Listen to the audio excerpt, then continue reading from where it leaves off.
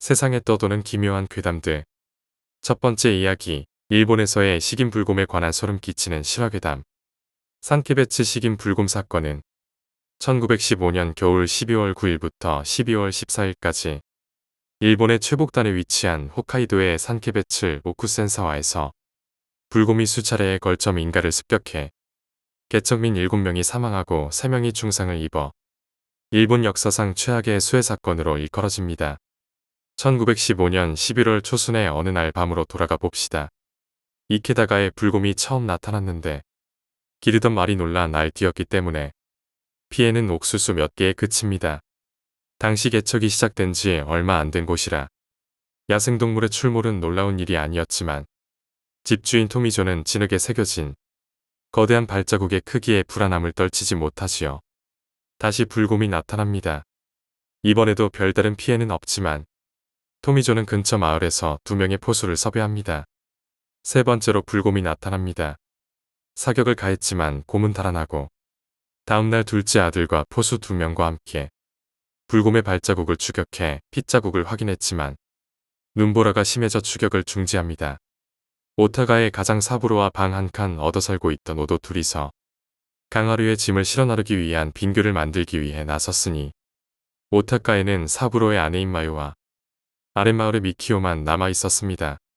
평상시처럼 사부로는 점심능 먹으러 집에 돌아왔는데 미키오가 비스듬히 앉아 있습니다. 평소에도 낮잠 많은 미키오가 조는 줄 알고 사부로는 놀리려고 미키오의 어깨에 손을 얹고 큰 소리로 놀래킵니다. 그런데 미키오의 머리가 턱 꺾이며 쓰러지고 손바닥을 뒤덮은 채 조금씩 말라가는 따뜻한 핏덩어리, 미키오의 목이라 생각되는 부위에 휑한 상처, 그리고 머리 옆부분에는 엄지손가락 굵기의 구멍이 뚫린 채 미키오는 이미 숨져 있습니다. 사부로는 쏘스라치게 놀라며 아내를 부르지만 아무런 대답이 없으며 어두컴컴한 안쪽의 거실에서 야생 짐승 특유의 냄새와 피비린내가 감도는 집을 뛰쳐나온 사부로는 엎어질 듯 강이 하류로 내달렸고 자초지종을 들은 여러 인부들이 괭이와 삽자루 등을 들고 집으로 옵니다. 그들은 횃불로 집안을 밝힘과 동시에 엄청난 충격을 받지요. 입구 반대쪽 옥수수를 말리던 창문은 박살났고 거실에는 그을려있는 장작 몇 개가 굴러다니고 손잡이가 부러진 채 피에 물든 도끼가 나뒹굴고 있었습니다. 또 창틀에는 마유의 머리카락이 한 뭉텅이 걸려 있습니다. 그리고 토간의 화로까지 일직선으로 나 있는 거대한 곰의 발자국. 옥수수를 먹으려 창문으로 접근한 불곰을 보고 마유와 미키오가 놀라 소리 지르자 자극받은 곰은 벽을 부수며 난입했고 마유는 어린 미키오를 껴안은 채 불붙인 장작과 도끼로 저항했지만 결국 미키오는 당하고 마유 역시 곰에게 바깥으로 끌려나간 것입니다. 피 묻은 머리카락이 한 뭉텅이 벽에 끼어 두피가 찢겨나간 채 끌려갔다면 사실상 살아있을 가능성은 굉장히 희박하겠지요. 또한 사부로가 미키오를 보고 놀랐을 때 아직 따뜻한 찐감자가 굴러다니고 있었다고 합니다. 그건 참극이 벌어진 지 오래되지 않았다는 것이죠. 또 사건 직후 마을 사람 중 한 명이 오타가 앞길을 말을 타고 지나갔는데 오타가에서 숲 쪽으로 무언가가 쓸려간 흔적과 혈흔을 발견합니다. 하지만 포수가 산에서 잡은 사냥감을 갖고 오타가에서 잠시 쉬고 있는 경우가 많아 그러려니 신경 쓰지 않았다고 합니다. 이런저런 상황을 종합해보니 오전 10시 반 정도에 참극이 일어났을 거라 추측합니다. 하여튼 이 사건으로 조용한 불악은 발칵 뒤집힙니다. 일본의 북쪽 끝단에 있는 홋카이도인데다 12월 달이었으니 해가 금방 저물어 행동을 취하기엔 늦은 시간이었죠. 아내와 이웃집 자식의 참극을 겪은 사부로는 얼마나 가엾은 심정이었을까요? 오타가에서 500m 정도 하류 쪽에 위치한 메이케이의 집에 남자들이 모여 대책을 논의합니다. 불곰 토벌과 마유 수색은 다음 날로 미룰 수밖에 없지만 당장은 경찰과 동사무소 그리고 미키오의 집에 서둘러 연락을 취하기로 하는데 별다른 통신 수단은 없으니 누군가 직접 찾아갈 수밖에 없을 테고 그래서 사이토가 가기로 합니다. 오타가보다 더 숲쪽에 집이 있던 사이토는 자신의 가족을 메이케이가에 피난시키고 혹시 모르니 오도를 머물게 합니다. 그러나 사이토는 몰랐을 것입니다. 자신의 가족 또한 희생될 줄은. 사건이 발생한 다음날 아침 사이토는 마을을 나서고 남자들은 불곰 토벌 및 마유를 찾기 위해 약 30명 정도의 수색대를 구성하여 붉은 발자국을 쫓아 숲으로 들어갑니다. 그리고 150m 정도 채 못 들어가 불곰과 조우하지요. 말의 크기를 가볍게 넘어서는 거대한 불곰은 수색대에게 달려듭니다. 오합지졸 수색대는 갑작스런 상황에서 우왕좌왕하다가 총을 가진 5명이 부랴부랴 총구를 들이댔지만 곰은 눈앞에 다가온 일촉즉발의 상황. 동시에 산을 뒤흔드는 한 방의 총성이 울립니다. 흉폭하게 날뛰는 불곰을 앞에 두고 수색대는 흩어졌지만 다행스럽게도 불곰은 도주하고 인명피해는 없었지요.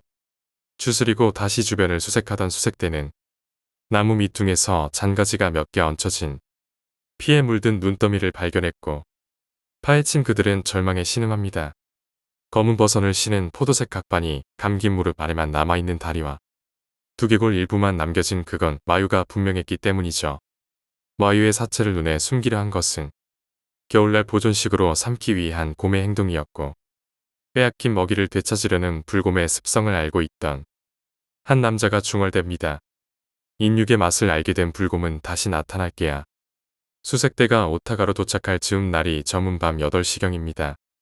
그런데 곰의 습격이 두렵고 또한 변을 당한 미키오의 모친인 하스미가 부담스러워 겨우 9명 많이 왔지요. 하스미는 애써 웃으며 수고한 그들에게 밥상을 차려냅니다. 오후 8시 반쯤 거실 벽이 무너지며 불곰이 난입합니다. 밥상이 엎어지고 관이 뒤집혀 사체가 흩어지며 공포에 사로잡힌 이들은 대들보에 올라가거나 저장고나 화장실로 도망가며 아수라장이 되고 맙니다. 그 와중에 한 남자가 아내를 넘어뜨린 후 밟고 올라가 혼자 대들보 위로 도망쳐 그 후 부부간에는 싸움이 끊이지 않고 남편은 평생 고개를 들지 못했다고 합니다. 이 와중에도 어떤 이는 침착하게 기름통을 두드리며 곰을 유인하고 고개 든 그 사이 다른 이는 총으로 불곰을 향해 방아쇠를 당깁니다. 약 300m 떨어진 옆집에서 식사를 하고 있던 50명 정도의 남자들이 총성을 듣고 오타카로 달려갔지만 이미 불곰은 모습을 감췄고 희생자가 발생하지 않은 것에 안도합니다. 역습의 소동이 전해지자 메이케이카를 지키고 있던 몇몇의 남자는 오타카에 가봐야 한답시고 총을 들고 모조리 자리를 뜨고 맙니다. 남자래 봐야 겨우 늙은 오도 한 명만 남았으니 메이케이카에 피난해 있던 여자와 아이들은 두려움에 떨며 밤을 기다리고 있는데 정작 오타카의 역습에 실패하고 총에 맞아 폭주한 불곰은 산길을 돌아 메이케이카로 향하고 있죠. 오타카에서 불곰이 도망친 지 20분도 지나지 않은 8시 50분경 아기를 업은 메이케이의 아내 야요는 수색대의 야식을 준비하고 있었는데 지축을 뒤흔드는 울부짖음과 함께 벽을 부수고 나타난 불곰 앞에서 얼어붙습니다. 곰의 침입으로 솥이 뒤집히며 화롯불이 꺼진 집안은 암흑천지. 어딘가에 피비린내를 풍기는 불곰. 야요는 집 밖으로 도망치려다 공포에 놀라 다리에 매달린 둘째 아들 때문에 순간 휘청거렸고 그 틈을 타 불곰이 달려듭니다. 그리고 불곰은 야요의 등에 엎혀있던 한 살 배기의 아기를 공격하게 됩니다. 그리고 불곰은 야요의 머리를 물었는데 오도는 도망치려 대문간으로 달려가다 문에 부딪히자 불곰은 야요를 놓고 오도에게 달려듭니다. 그 틈에 야요는 다시 아이들을 데리고 정신없이 탈출하지요. 곰은 오도가 숨은 가구를 부수고 오도의 허리를 물고 공중에 흩뿌립니다. 오도가 축 늘어지자 곰은 다시 집 안으로 들어가서 메이케이가의 셋째 아들과 사이토가의 넷째 아들을 일격에 발겨 죽이고 사이토가의 셋째 아들인 이와오를 산채로 뜯기 시작합니다.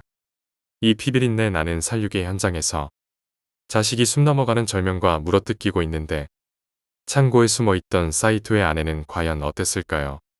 그녀 역시 곧 불곰에게 끌려 나오고 당시 임신한 상태였던 그녀는 배만은 찢지 마 라고 절규하며 반항하지만 결국 불곰에게 당하죠. 한편 곰의 역습을 물리치고 의기양양하게 강화리로 향하고 있던 수색대 일행은 메이케이가 쪽으로부터 밤하늘을 울리는 비명과 절규를 듣고 서둘러 달려옵니다. 그리고 중상을 입은 야요를 만나 메이케이가에서 무슨 일이 일어났는지를 듣게 되고 또한 집 밖에서 옆구리에 중상을 입은 채 혼절한 오도를 찾아 보호하며 메이케이가를 포위합니다. 하지만 암흑천지가 된 집 안에서 물어뜯고 뼈를 깨부수는 소리, 간간히 사이토 아내의 신음소리가 들려오는 이 참혹한 현장에 그 어느 누구도 섣불리 다가가질 못합니다. 인명을 포기하고 집에 불을 지르고 튀어나오면 일제히 사격을 가하자는 의견 등이 나왔지만 야유는 아이들이 아직 살아있을 거라며 필사적으로 반대하지요.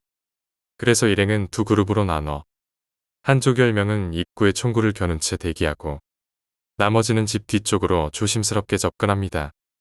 그리고 접근하던 한 사람이 공포를 두 발 쏘자 입구를 부수고 피에 물든 곰이 모습을 드러내지요. 맨 앞에 있던 남자가 총을 쏘려 했지만 하필이면 불발되고 맙니다. 다른 이가 총격을 가하려 했지만 곰은 이미 모습을 감춥니다. 횃불을 들고 들어간 집 안의 광경은 이루 말할 수 없이 처참합니다. 천장과 대들보까지 온통 피바다였던 데다 먹다 남겨진 두 아이와 사이토 아내의 시체가 있습니다. 상체를 먹혀 거의 뼈만 발려진 그녀의 배는 찢겨 있었고 뱃속의 태아가 밖으로 끌려 나와 있었지만 태아는 생채기 없이 멀쩡했다고 합니다. 그러나 1시간 뒤에 사망하지요. 그나마 무사히 살아남은 메이케이카의 장남은 잡곡 포대 뒤에서 무사했고 메이케이카의 장녀 히사노는 실신해 그대로 거실에 쓰러져 있었지만 다행히도 그녀 역시 무사히 살아남았지요. 사체를 거둔 일행이 집을 나왔을 때 집 안에서 갑자기 남자아이의 목소리가 들려옵니다. 거쪽 아래에 숨어있던 이와오를 발견해 데리고 나옵니다. 그러나 어깨와 가슴을 물어뜯기고 왼쪽 넓적다리에서부터 엉덩이는 뜯어먹혀 사람의 형체라 볼 수 없던 이와오는 모친 다케의 참사를 알지 못한 채 엄마, 저 곰을 쫓아주세요. 라고 외치다 20분 뒤 사망합니다. 그렇게 이틀간 태아를 포함해 7명이 목숨을 잃었습니다.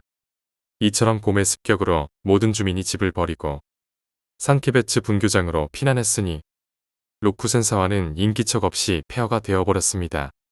한편 가족에게 닥친 비극을 알 리 없이 눈길을 내달리던 사이토는 관공서와 경찰에 보고하고 11일 마을로 돌아옵니다. 비로소 아내와 아이들의 죽음을 알게 된 그는 그대로 눈 위에 엎드려 통곡하지요. 불곰의 출현으로 로쿠센사와가 숲밭이 되었다는 보고는 홋카이도 도청에 전해졌고 보안관은 칸 경부를 대장으로 임명하고 토벌대 조직을 지시합니다. 칸 경부는 부근 지형에 익숙한 부대장을 임명하고 근처 청년회와 소방단 그리고 지원한 젊은이들, 아이누족에게도 협력을 부탁하여 총과 일본도 등으로 무장한 많은 인원이 산케베츠에 모입니다. 그 전에 사망자의 검시를 위해 말썰매를 타고 급파되어 먼저 현지로 향하던 의사는 정오 무렵 산길에서 불곰의 변을 발견했는데 헤쳐보니 인골과 머리카락 그리고 소화가 덜 된 인육 등이 발견되어 두려움에 몸을 떨었다지요. 그리하여 체계적으로 구성된 토벌대와 야생의 불곰과의 전면전이 시작됩니다. 대장 칸경부를 위시한 토벌대는 먹이를 되찾으려 하는 습성을 이용해 곰을 유인하자는 작전이 제시됐지만 그 먹이란 다름 아닌 곰에게 살해당한 마을 사람들의 시신이었죠. 칸 대장은 단단히 얻어맞아 죽을 각오하고 유족과 마을 사람들에게 직접 설명하였는데 그 누구 하나 이의를 제기하지 않고 조용히 그 안을 수용합니다. 그만큼 사태가 절박했다는 하나의 반증입니다.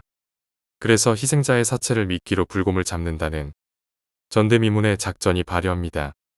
메이케이가 거실에 태아를 포함한 7사체를 두고 총을 잘 다루는 7명이 대들보 위에 올라가 불곰을 기다립니다. 얼마 후 시추를 맞고 저 산등성 넘어 불곰이 모습을 드러내자 모두 침을 삼키며 일촉즉발의 상태를 기다리는데 집 바로 앞에서 불곰은 걸음을 멈추고 집 주위를 돌더니 숲속으로 사라집니다. 선발대는 그대로 다음 날까지 기다렸지만 불곰은 나타나지 않고 작전의 실패로 끝나지요. 곰은 마을의 빈 집들을 돌아다니면서 마구 부수면 안동부립니다. 닭을 잡아먹기도 하고 된장이나 청어절임 등의 보존식을 뒤적거리고 옷과 침구 등을 찢어놓기도 했는데 주목할 만한 건 말은 전혀 건들지도 않고 여자가 사용하던 베개나 따뜻하게 달궈 난방용으로 쓰던 돌 등에 이상할 정도로 집착을 보였다죠. 또한 곰은 대낮에도 대담하게 인가에 들어가는 등 야생 특유의 경계심이 약해져 있었고 행동 반경이 넓어지며 강화류에까지 이릅니다. 그 사이 토벌대가 곰을 발견한 상황이 몇 번 있었는데 토벌대의 진영상 가장 취약한 점만 골라 나타난 경우였습니다. 한 번은 토벌대가 절벽을 등지고 방사형으로 수색을 시작하는데 곰이 바로 절벽 위에서 나타난 것입니다. 때마침 사냥꾼 한 명이 우연히 뒤돌아보았다가 놀라서 방아쇠를 당겨 곰이 도망쳤으나 만약 인육맛에 들려 폭주한 곰이 뛰어내렸다면 토벌대의 전멸은 불보듯 뻔하지요. 그래서 칸 대장은 빈교에 배수진 치고 경계에 들어갑니다. 다리에서 경비를 맡고 있던 부대원이 강 건너편 기슭의 그루터기들에서 수상한 움직임을 눈치챕니다. 어둑한 밤이라 잘 보이지 않았지만 낮에 세워두었던 그루터기 개수보다 한 개 많고 수상한 움직임이 있다는 보고를 받은 칸 대장은 사람일지도 모른다는 생각에 직접 나서서 큰 소리로 외치지만 대답이 없습니다. 칸 대장은 발포 명령을 내려 일제히 사격을 가하자 수상한 그림자는 서둘러 숲의 어둠 속으로 사라집니다. 날이 밝자 어제 총 쏜 부근을 수사하기 시작한 토벌대는 불곰의 발자국과 혈흔을 발견합니다. 불곰을 놓쳐 다들 아쉬움과 분함, 동시에 어쩌면 산의 신령이 아닐까 경외와 두려운 마음으로 감탄하지만 먹물 좀 먹은 칸 대장은 피 흘린다면 반드시 죽일 수 있으리라 희망을 갖습니다. 또한 총을 맞았으니 움직임이 둔해졌을 거라 판단한 칸 대장은 이참에 서둘러 승부내기로 마음먹고 젊은 시절 생선 잡는 칼로 꼼을 잡았고 명포수로 이름 날린 야마모토를 먼저 산에 보내죠. 눈을 요기삼아 뭉쳐먹으며 산의 반대쪽에서 올라간 야마모토는 신갈나무 옆에 엎드려 있는 곰을 발견합니다. 벌써 곰의 주변은 피로 물들었고 조금씩 비적일 때마다 피가 배어나오는 걸 보니 이젠 머지않은 것 같군요. 하지만 야생을 우습게 보다 희생당한 동료를 적잖이 봤던 야마모토는 신중하게 마침 운 좋게 바람 부는 반대 방향에서 조금씩 몰래 다가가며 총을 겨눕니다. 20m 정도까지 곰에 접근한 야마모토는 겨눕니다. 그런데 공교롭게도 바람의 방향이 바뀌어 사람 냄새를 맡은 곰이 머리를 쳐듬과 동시에 총을 쏩니다. 첫 발은 불곰의 폐를 뚫습니다. 곰이 쓰러지자 야마모토는 부지런히 총탄을 다시 채우는 그 사이 추스린 곰은 곧 우렁차게 울부짖더니 야마모토를 향해 달려듭니다. 그는 침착하게 총탄을 채운 뒤 곧바로 곰의 양미간을 향해 방아쇠를 당기고 두 번째는 곰의 양미간을 뚫으며 한 마을을 공포로 몰아넣었던 악마는 1915년 12월 14일 오전 10시 즉사합니다. 이 곰은 7에서 8세로 추정되고 무려 340kg, 2.7m에 이르는 거대한 수컷으로서 누런 털이 섞여 있는 검은 몸에는 가슴에서 등에 걸쳐 하얀 얼룩점이 있었죠. 그리고 유독 몸에 비해 머리가 이상할 정도로 큰 특징이 있습니다. 분노가 폭발한 대원과 마을 사람들은 곰을 내려치기도 하고 걷어차고 밟으며 산속은 200명이 외치는 만세 소리에 묻힙니다. 12일부터 3일간 투입된 토벌대원은 600명 이상, 아이누족의 개도 10마리 이상, 총포는 60정에 달했으며 불곰의 사체는 농가에 끌려나와 썰매에 실렸는데 말이 놀라 날뛰어 남자들 몇 명이 썰매에 싣는데 얼마 안가 하늘이 어두워지고 눈이 내리더니 곧바로 눈보라로 바뀌어 썰매를 끄는데 무척 애먹었다고 합니다. 그래서 날씨가 갑자기 바뀌어 눈보라가 일어나는 현상을 쿠마가자라 부르기 시작했다고 하지요. 눈보라를 뚫고 1시간 반에 걸쳐 옮긴 불곰의 사체는 산케베츠 청년회관으로 옮겨졌습니다. 먼데서 온 아이누족 부부는 며칠 전 우류에서 한 여자를 잡아먹은 그 곰이 맞다면서 그 증거로 뱃속에서 붉은 옷감이 있을 거다고 하고 어떤 포수 역시 아사히카와에서 여자를 잡아먹은 곰이라 살색 각반이 나올 것이라 하며 곰을 잡은 야마모토 또한 아마시오에서 한 여자를 잡아먹고 3명의 포수에게 쫓기던 녀석이 틀림없다고 진술합니다. 해부가 시작되고 위가 열리자 그 안에서 붉은 천과 살색 각반 그리고 아베 마유가 입고 있던 포도색 각반이 발견됩니다. 증언이 다 맞아떨어진 것이죠. 희생자의 공양을 위해 곰의 고기는 삶아서 먹었는데 질기고 단단해 맛은 별로였다고 합니다. 벗긴 가죽은 오랜 시간 밖에서 건조시켜 그 후 간과 함께 50엔에 매각하여 이 돈을 피해자의 유족들에게 건넸습니다. 이 곰의 모피와 두개골 등은 후에 모두 사라져 지금 전해지는 건 없습니다. 이후에 머리에 상처를 입은 상황에서도 굳세게 행동했던 야요는 그 후 순조롭게 회복합니다. 야요의 등에 엎인 채 곰에게 물렸던 돌진한 아기는 후유증에 시달리다 2년 8개월 후 사망하게 되었죠. 동시에 불곰의 습격으로부터 살아남은 메이케이는 27년 후 태평양 전쟁에서 전사, 옆구리를 물린 오도는 회복해 다음 해 봄부터 일을 시작했지만 돌아오던 길에 강에 빠져 사망합니다. 곰에게 받은 상처가 영향을 준 것인지는 확실치 않습니다. 곰은 잡았지만 심리적 공포심이 남아있던 마을 사람들 일부분은 서둘러 떠났지만 남은 대부분은 집을 수리하고 찢겨진 침구와 옷가지 대신 불을 쬐며 겨우겨우 겨울을 넘겼습니다. 그 후 한 명씩 마을을 떠나 하류에 있는 치직가를 제외하고 마을에는 단 한 사람도 살지 않게 되었다고 합니다.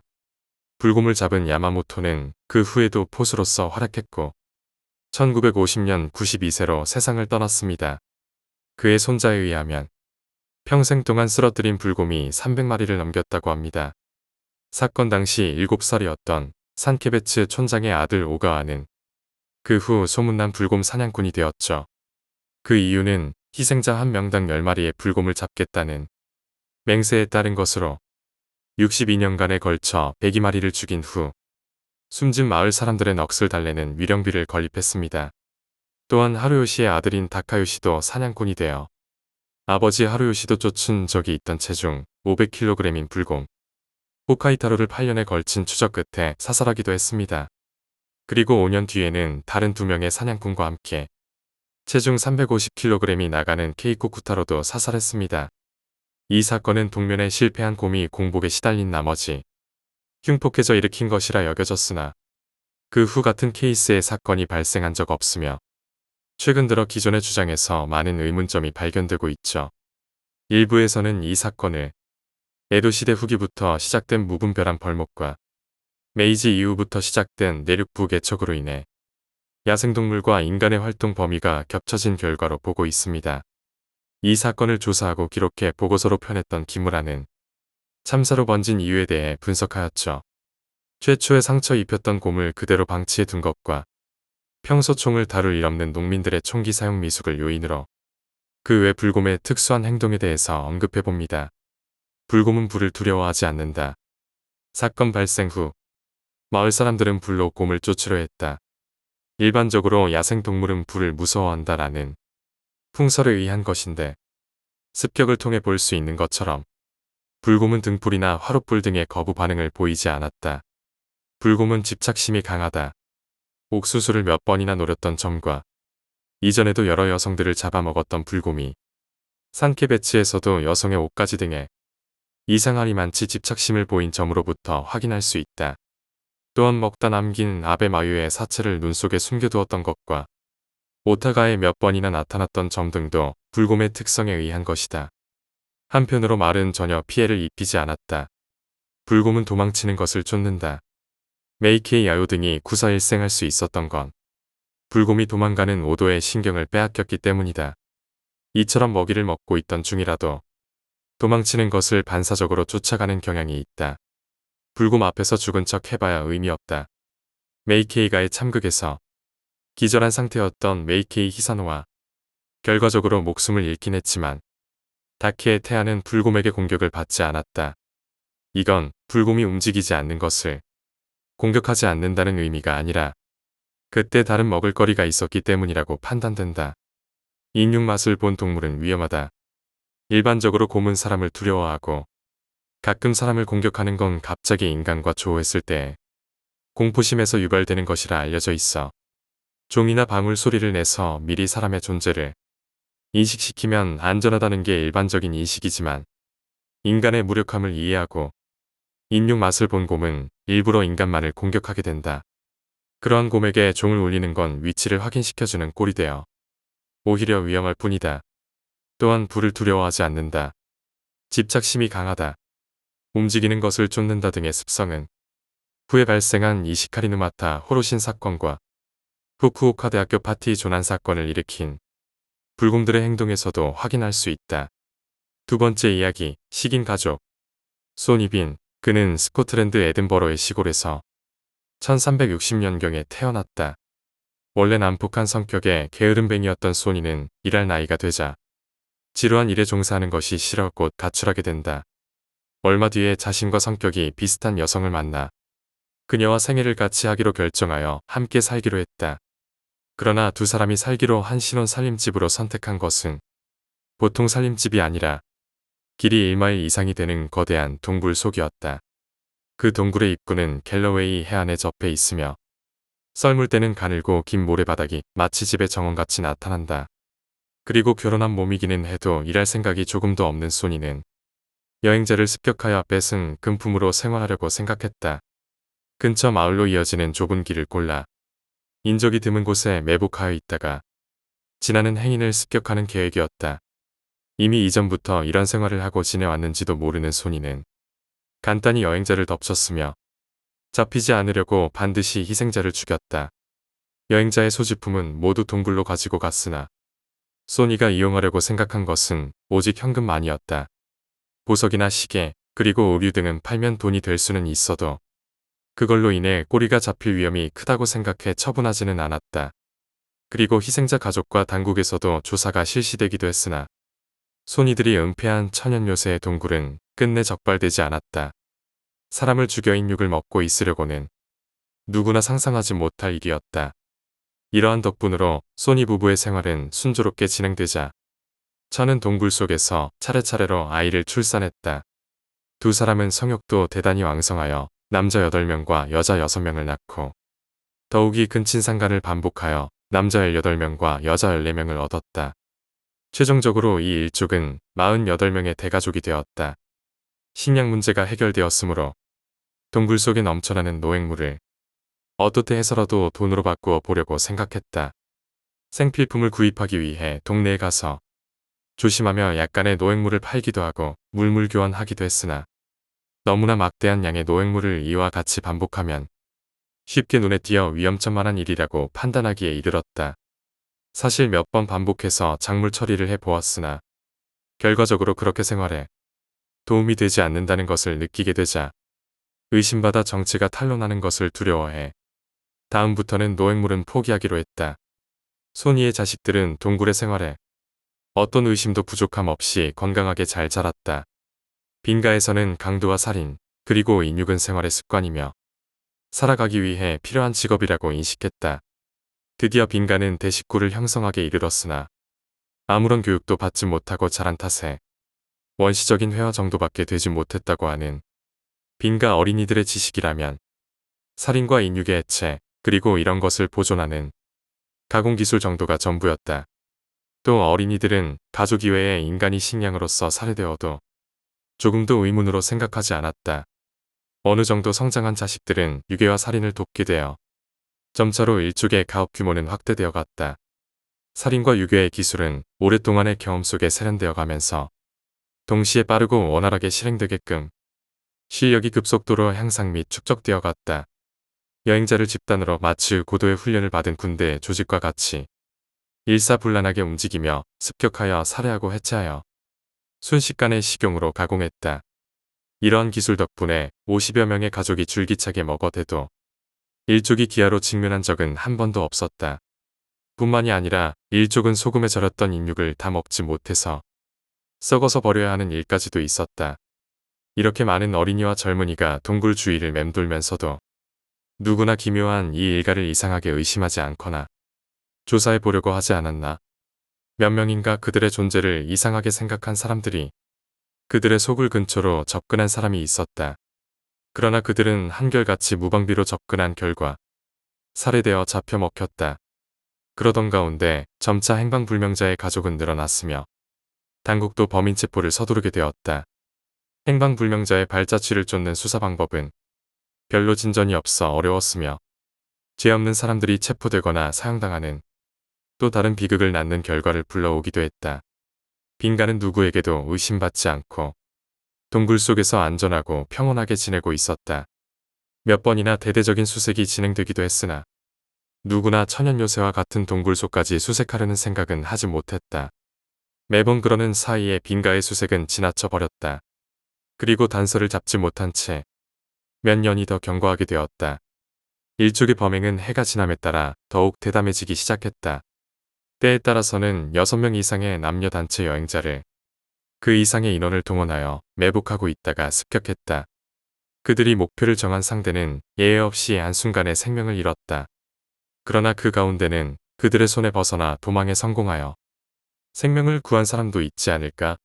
라는 의문의 목소리가 있는 것도 당연하다. 이들의 범행 수법은 통상 강도와는 레벨이 전혀 다르며 군대와 같은 조직이었던 것이다. 식인종인 그들 일족은 도로 양쪽에 먹이를 포위하는 부대를 미리 매복시켜두고 공격을 개시하는 중심 부대가 난도질을 개시한다. 급습을 받아 도망하려 해도 도주로는 이미 매복으로 막혀 있어 도간에 든 쥐가 되고 만다. 이와 같이 백전백승 이상 확률의 승부를 자랑하는 빈가의 연속적인 범행이었으나 딱 한 번 실패로 그들의 운명은 끝장났다. 그것은 좋지 않은 타이밍과 판단 실수에 의해 일으킨 실패였으나 놀랍게도 그것은 지금까지 한 번도 일어나지 않았다는 사실이었다. 그것은 정말로 단순한 어이없는 그들의 실수였다. 소니와 처가 동굴에서 생활한 지 25년이 되는 어느 날 밤, 빈가 일족은 근처 마을 축제에 참가하고 말을 타고 돌아가려는 어느 부부를 습격했다.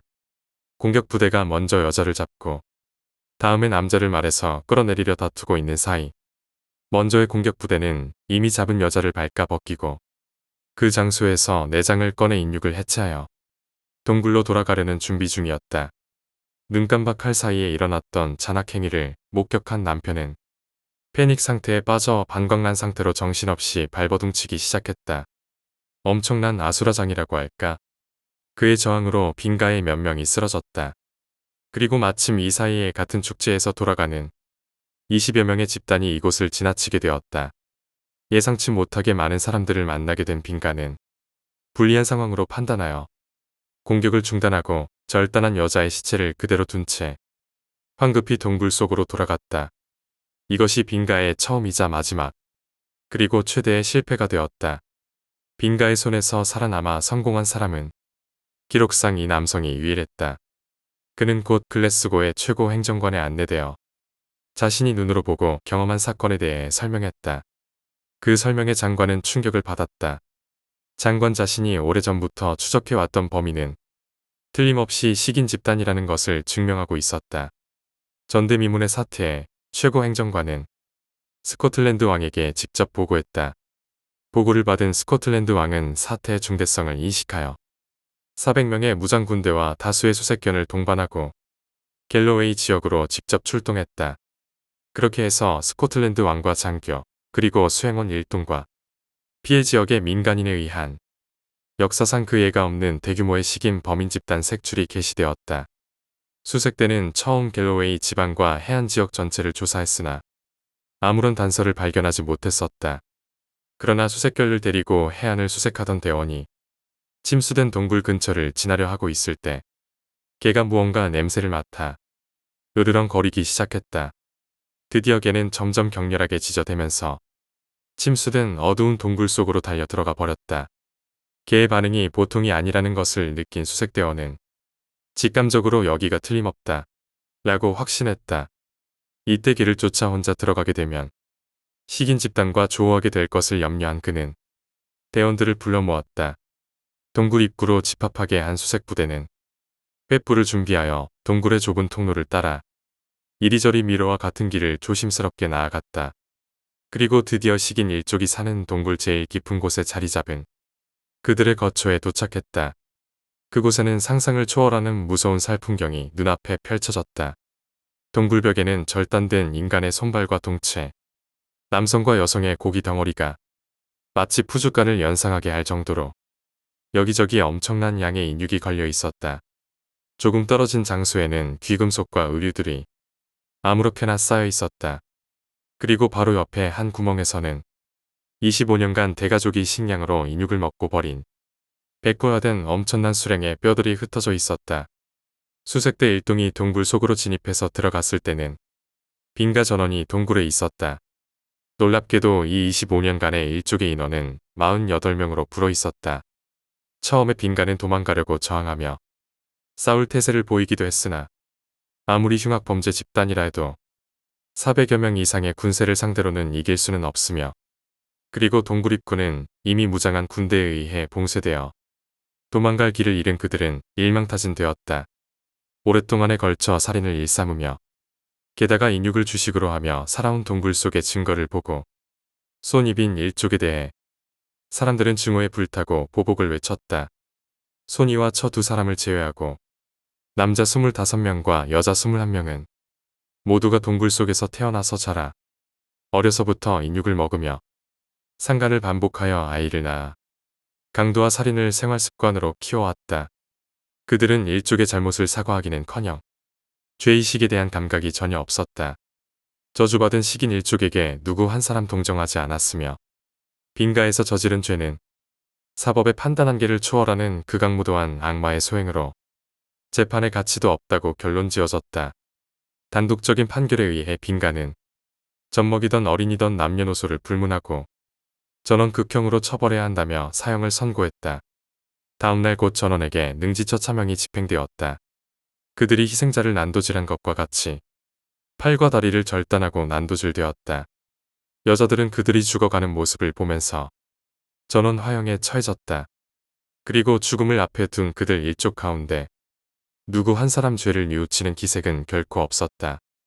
빈가에 관한 이야기는 1188년 헨리 2세의 명령으로 세워진 영국의 역사상 가장 악명 높았던 형무소 뉴게이트 감옥의 범죄 캘린더에 기록되어 있다.